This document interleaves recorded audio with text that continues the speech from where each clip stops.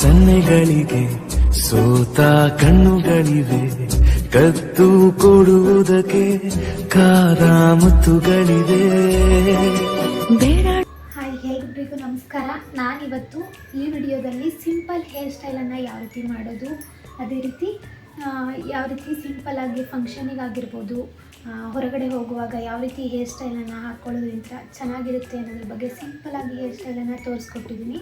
ಅದೇ ರೀತಿ ನನ್ನ ಚಾನಲನ್ನು ಸಬ್ಸ್ಕ್ರೈಬ್ ಮಾಡಿಕೊಂಡು ಈ ವಿಡಿಯೋನ ನೋಡ್ತಾ ಹೋಗಿ. ಅದೇ ರೀತಿ ಆಲ್ ಬೆಲ್ ಬಟನ್ ಮೇಲ್ಗಡೆ ಕ್ಲಿಕ್ ಮಾಡಿ, ಲೈಕ್ ಮಾಡಿ, ಶೇರ್ ಮಾಡಿ, ಕಮೆಂಟ್ ಮಾಡಿ.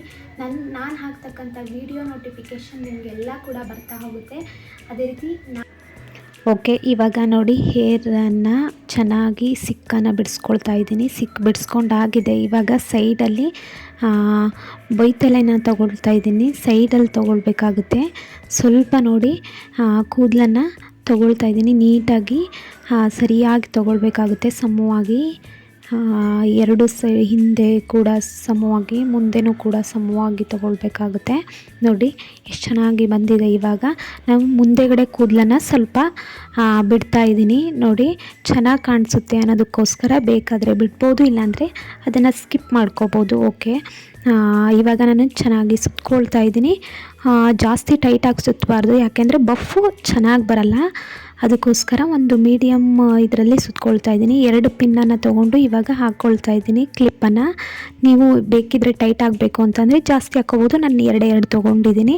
ಇವಾಗ ಚೆನ್ನಾಗಿ ಹೇರನ್ನು ಬಾಚ್ಕೊಳ್ತಾ ಇದ್ದೀನಿ ನೀಟಾಗಿ. ನೋಡಿ ಈ ರೀತಿಯಾಗಿ ಬಾಚ್ಕೊಳ್ಬೇಕಾಗುತ್ತೆ. ನೀಟಾಗಿ ಬಾಚ್ಕೊಳ್ತಾ ಇದ್ದೀನಿ. ಓಕೆ, ಇನ್ನು ನನ್ನ ಚಾನಲನ್ನು ಯಾರೆಲ್ಲ ಸಬ್ಸ್ಕ್ರೈಬ್ ಮಾಡ್ಕೊಂಡಿಲ್ಲ, ಸಬ್ಸ್ಕ್ರೈಬ್ ಮಾಡಿಕೊಂಡು ವಿಡಿಯೋನ ನೋಡ್ತಾ ಹೋಗಿ. ಅದೇ ರೀತಿ ಆಲ್ ಬೆಲ್ ಬಟನ್ ಮೇಲ್ಗಡೆ ಕ್ಲಿಕ್ ಮಾಡಿ. ನೋಡಿ ಈ ರೀತಿಯಾಗಿ ಚೆನ್ನಾಗಿ ಬಾಚಿಕೊಂಡು ಇವಾಗ ಕ್ಲಿಪ್ಪನ್ನು ಹಾಕ್ಕೊಳ್ಳೋದಕ್ಕೆ ರೆಡಿ ಮಾಡ್ಕೊಳ್ತಾ ಇದ್ದೀನಿ. ನೋಡಿ ಇವಾಗ ಚೆನ್ನಾಗಿ ನೀಟಾಗಿ ಬಾಚ್ಕೊಂಡಿದ್ದೀನಿ. ಇವಾಗ ನಾನು ಬನಾನಾ ಕ್ಲಿಪ್ಪನ್ನು ಯಾವ ರೀತಿ ಹಾಕ್ಕೊಳ್ತಿದ್ದೀನಿ ನೋಡಿ, ಈ ರೀತಿಯಾಗಿ ಹಾಕ್ಕೋಬೇಕು. ಸ್ವಲ್ಪ ಸಮನಾಗಿ ಆ ಕಡೆ ಈ ಕಡೆ 2 ಕಡೆ ಕೂದಲನ್ನು ತೊಗೊಂಡಿದ್ದೀನಿ.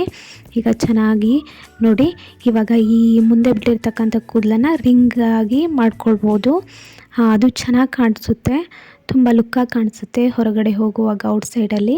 ನೋಡಿ ಈ ರೀತಿಯಾಗಿ ನಾನು ನೀಟಾಗಿ ಮತ್ತೆ ಬಾಚಿಕೊಂಡು ಇವಾಗ ನೋಡಿ ಯಾವ ರೀತಿ ಬಂದಿದೆ ಹೇರ್ ಸ್ಟೈಲ್ ಅಂತ.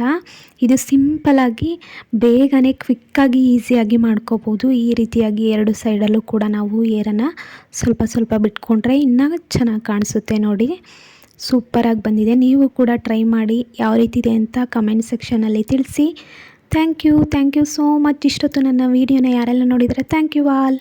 ನಾನು ಇವತ್ತು ಹಾಕಿರ್ತಕ್ಕಂಥ ವಿಡಿಯೋ ನಿಮಗೆ ಇಷ್ಟ ಆಗಿದ್ದರೆ ನೀವು ಕಮೆಂಟ್ ಸೆಕ್ಷನಲ್ಲಿ ತಿಳಿಸಿ ಯಾವ ರೀತಿ ಇದೆ ಹೇರ್ ಸ್ಟೈಲ್ ಅಂತ ಹೇಳ್ತಾ